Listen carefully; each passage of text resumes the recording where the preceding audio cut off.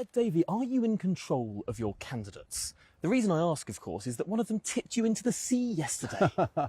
Yeah, well, it was Josh Babarinde, our wonderful candidate in Eastbourne, and he and I working together on so many issues. And the thing we were doing with a bit of fun when we were in the kayaks in Poole Harbour was to make the point that too much of our rivers and our seas have been polluted by sewage. And we've got to sort out the water industry. We've got to sort out that pollution. And Liberal Democrats have led on this campaign until we started banging on about it. Westminster was just ignoring it. The government were ignoring it.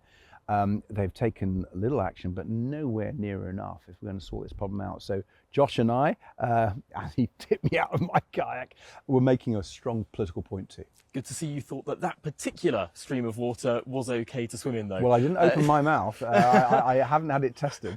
Although, I suppose the point I'm trying to get at is that you're focusing on this issue, no doubt important to many people, but it doesn't seem as large as the sort of big picture image that the Liberal Democrats gave in 2019. Then everyone in the country could say exactly what you stood for. It was a sweary slogan about Brexit.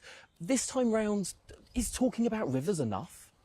No, it's not enough. It's very important, as you rightly say, and for some people, it's the most important issue.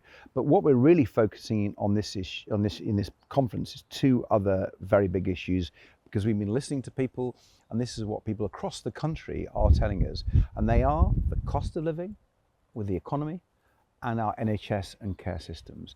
These two issues are on everyone's minds. The Conservatives completely made a mess of them, and they want to know what opposition parties like the Liberal Democrats would do about those issues. So on the cost of living, we've been really strong on our policies on everything from free school meals to our windfall tax in oil and gas companies to help people with their energy bills. And on the NHS, which has actually been the dominant theme of this year's conference, we've been talking about increasing the number of GPs so people can have a right to see a GP within a week or 24 hours if it's urgent. We've been talking about care, free personal care, so people can be discharged from hospital and go to their homes. And one of the reasons why that package is so important to take pressure off our hospitals and rescue our NHS is because it would also help our economy. We're making the link between the NHS and the economy, because if you can't see your GP, if you're waiting for an operation, you can't get back to work. So if we reduce the waiting list, get more GPs, we can help people get back to work. Does the NHS have enough money? No, it doesn't. Because and the reason I ask that, of course, is that in 2010, the NHS had £131.8 billion. That was the health spending budget for the United Kingdom, according to the King's Fund, inflation adjusted, of course. This year, it's £182.2 billion. That's a 40% increase. £50 billion more every single year. That's around £1 billion extra every single week. Why isn't that enough? Well, first of all, let's remember that under the Conservatives, we've seen a lot of inflation. Those are inflation-adjusted numbers, Ed Davey. Well, we have had a lot of inflation under the Conservatives. What I would say about those numbers is we have an ageing population, we have new therapies which can keep people better, and we have a growing population. So it's not surprising that Not surprising that 40% extra spending on the NHS doesn't feel like an increase? Well, I'm not saying it's not increased. The question is, do you want more GPs? The question is, do you want to make sure that people can be discharged from hospital and be cared for in their home? And one of the interesting things about the Liberal Democrat position is a lot of our extra spending which will help the NHS isn't in the NHS.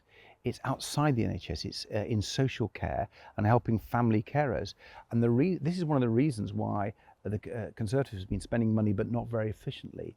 We show through our care policies that if you can get people out of hospital more quickly, put them in their homes, it actually frees up beds. Do you know there's nearly 25% of patients who are in hospital today as we speak who wouldn't be if they could be discharged either into care homes or to be cared for in their home.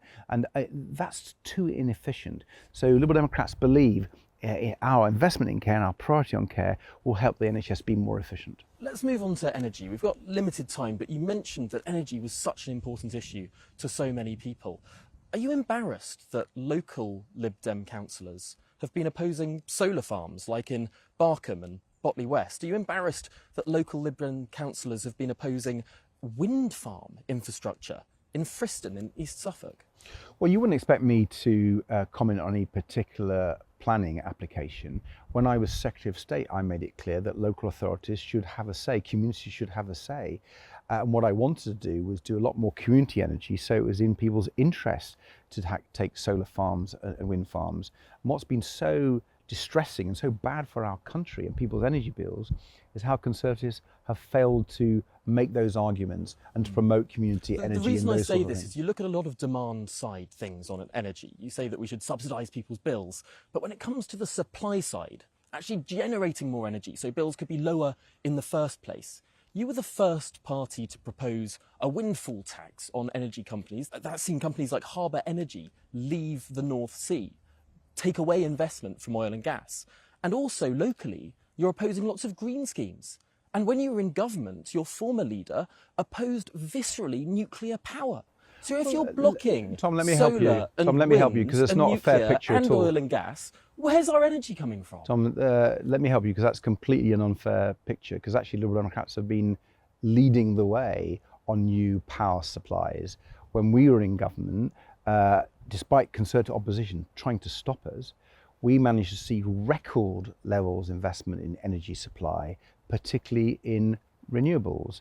And we made Britain the world leader in offshore wind, producing huge amounts of new clean energy for our country and reducing the price of energy. So clean energy from our offshore wind farms is now cheaper than from fossil fuels. If you want a competitive economy, if you want to cut bills, the Liberal Democrat approach of investing in things like offshore wind is the best approach. What would you tell your councillors in East Suffolk then? Would you tell them to stop campaigning against that wind energy infrastructure? Well, as I've said to you, every individual planning application needs to be looked at it for its purpose. I could take you to many Liberal Democrat councils across the country who really embraced renewable technology, who've actually increased the number. Take Eastleigh, for example. Let me take you to Eastleigh, a Liberal Democrat-run council. They've been fantastic on not just renewable power, but reducing the need for energy by insulating people's homes. I'm really proud of what thousands of Liberal Democrat councillors have done to promote renewable power and to save people energy bills. I want to touch on this theme of Liberal Democrat councillors and particularly blocking things, because it's not just energy, it's housing as well. So much so that local young activists from the Lib Dem party have been around confronts handing out this leaflet. They gave it to me today. It says that there's been a slump in Lib Dem membership blamed on NIMBYISM.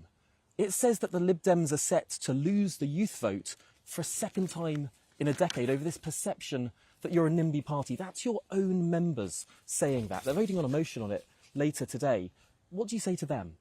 I'm afraid I think they're wrong. I'm very keen on building new homes. We just need the right homes in the right places. And let me give you an example. My wife, Emily, is a councillor in Kingston, in my own constituency, and she's the lead on housing on that council. So a councillor, just as you talked about, we're building lots of houses in Kingston. We're building lots of social homes, which is exactly what the motion calls for today. I'm proud that Liberal Democrats are leading the way on council homes and social homes, not just in my own constituency with my wife, but in many other areas. Davey, the UK has some of the highest levels of social housing in the OECD. When the OECD looked at this a couple of years ago, they found that 17% of our housing stock was social housing. That's the fourth highest in the OECD. Clearly the problem here isn't the amount of social housing we have, it's that too many people have to use social housing because there isn't enough in the private market. Well, when you look at that OECD study, a lot hangs on the definition of social housing. We've taken a different social housing model in this country, where we've got the council houses, which is very common in other countries, but we also have housing associations which provide a lot of our social housing. So that's very different from many other countries in the OECD. And what I would say is one of the arguments for investing in social housing is to make sure that people can afford housing, but also it frees up the private rental sector. Again, I've talked to my wife Emily about this. In my area, we're really struggling because of national government policies. We're having to put people into temporary accommodation, sometimes very expensive temporary accommodation, and that means the private rental sector is just full up. So if you can house people properly in social Perhaps housing... It's full up because we don't build enough private housing. Well, we do need to build more housing. Let me tell you how we want to do that as well, because our policy there is not just about social housing, it's also about private housing. But there are two different ways of doing that. One is a developer-led approach, which the Conservatives have adopted. It's not surprising, 25% of their funds come from developers. Our approach is a community-led... Have the Tories adopted a pro-developer approach? They've abolished housing targets. Well, you're right, they keep changing. The Conservatives keep changing their minds. I'll never know quite where they are, to be honest. What I do know is we haven't changed our mind. Have you? Do you support or don't you support housing targets? The housing targets don't get houses built. What gets built is... But do you support them or not? Well, in social housing we do. Do you support national housing targets for private the market? No, we don't. We do support them. You don't? No, but that's clear in the motion. We'll see what happens today, because I'm so proud of our party. We're debating this unlike other parties. It sounds like you don't know your own mind. You're accusing the Tories of changing and chopping, and that's exactly what you're doing. No, that's absolutely not true. Let me explain, if you give me a moment. We have our social housing target for the reasons I've explained with experience of my wife and many other Liberal Democrat councillors, but we want to build those private houses too. But we have a different approach.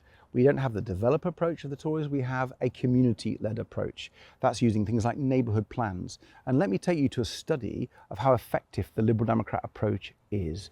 Where neighbourhood plans have been tried, we've seen a big increase in the number of houses built, but they've been the right houses in the right places. They've been affordable, they've been sustainable. And here's the crucial thing. They've had the infrastructure, the social infrastructure to build the right communities. Things like GP premises, things like community schools, things like water infrastructure. And what people object to about housing developments is that the Conservative approach, the developer-led approach, has meant that you haven't built communities. You build soulless estates. And I don't think that's the right, I don't think people want that. I think there are problems with water infrastructure, for example, when Liberal Democrats MPs oppose reservoirs. I really want to talk to you more about this, but we are running out of time. You've made something about Liberal Democrat MPs, and I'm going to defend them, because what we have argued for is making sure we can bring through the canal system the water that we need, and that is a much better way of providing the water we'll need when climate change happens. One of the most senior MPs has been opposing one of the only new reservoirs to be built in the United Kingdom in 30 years. Yes, because she's actually been supporting a different way of providing that extra water.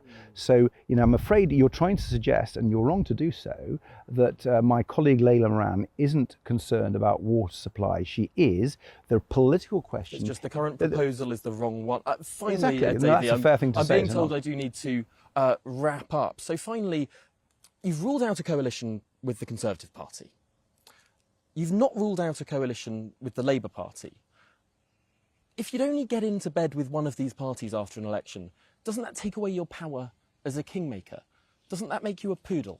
When I became leader of the Liberal Democrats, I defined my job in these terms: to get rid of as many Conservative MPs as possible. I fought the Conservatives all my life, and I think we're doing a good job. We've defeated the Conservatives in 4 by-elections, and to win for the Liberal Democrats the next election, we've got to defeat a lot more. And we can in the Blue Wall, in the West Country, and so on. And it wouldn't make sense, would it, having fought the Tories all my life, having defeated many Conservative MPs, to put the Conservatives back? That would be illogical, and I'm not an illogical person. But beyond that... So no bargaining power? But beyond that, I'm not prepared to speculate after the election, because my job is to focus on that very job I set myself, to beat as many Conservative MPs as possible. So I'm not going to speculate what comes after the election. I think that takes voters for granted, and I'm not going to do that. Would you accept that that removes your bargaining power as a coalition partner? I'm focused on the issues that people care about. And when I speak to them, wherever I go across the country, even lifelong Conservatives, they don't want the Conservatives back. Actually, they want to see a party that supports our economy, deals with the cost of living, deals with the NHS and care crisis, deals with things like the environment, and we talked about it before, sewage. We talked about it with Josh Babarinde earlier on. So we will focus our mind on our policy priorities, things we care about, and I think that will mean there'll be a lot more Liberal Democrat MPs after the next election. Davey, what a neat way to bookend this conversation. Thank you, Tom. Cheers.